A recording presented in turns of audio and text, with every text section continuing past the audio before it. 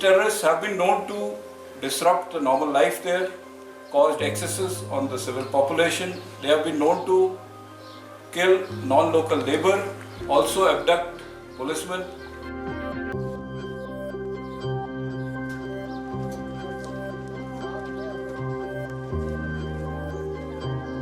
भारतीय फौज कश्मीर के नौजवानों का कत्लेआम आज भी कर रहा है, जबकि वबा की बीमारी है, पूरे दुनिया में लॉकडाउन पड़ा है, लेकिन कश्मीर में लॉकडाउन नहीं है। यहाँ इनका सिर्फ मकसद यही है कि हम चुपचाप के यहाँ के नौजवानों की नस्ल कशी करें, लेकिन हमारा दुनिया से सिर्फ यही मकसद है कि आप खुद आइए यहाँ और यहाँ के बच्चे से पूछिए, हम सिर्फ आज़ादी चाहते हैं हर हाल में।